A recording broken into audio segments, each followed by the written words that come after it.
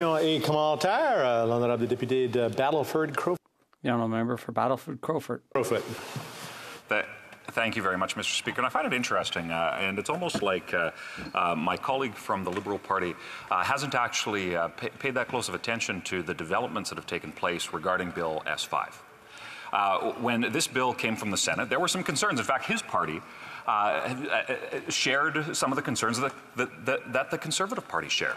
And at committee, at the Environment Committee, of which I am pleased to be a part of, we were able to address some of those concerns and worked very, very diligently to try and find that appropriate balance. Not play politics, but find that appropriate balance that we thought would be acceptable to industry, to environmental advocacy groups, to those involved across the board. Now, Mr. Speaker, not everybody was happy with the way that Bill S5 came out of committee, but certainly when you look at the result at that point in time, it was something that I think could be supported fairly broadly. Now, what's interesting is that the NDP moved this amendment at committee and the Liberals voted against it.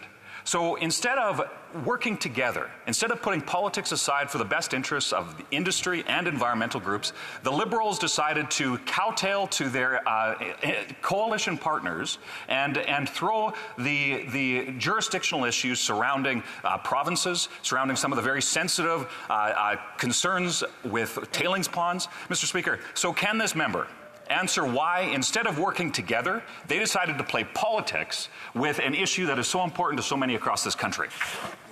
The Honourable Parliamentary Secretary.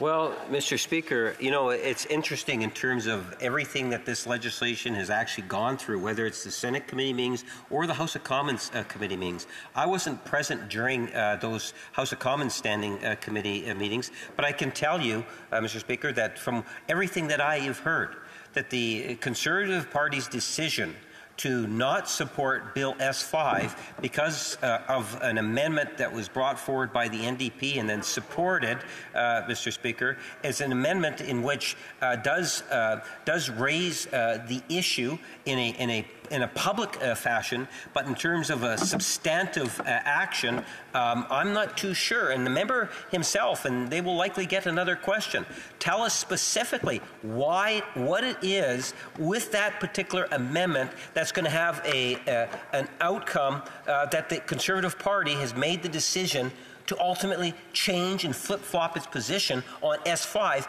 given the importance of this legislation, Mr. Speaker. And I would suggest to you that the member cannot clearly demonstrate that.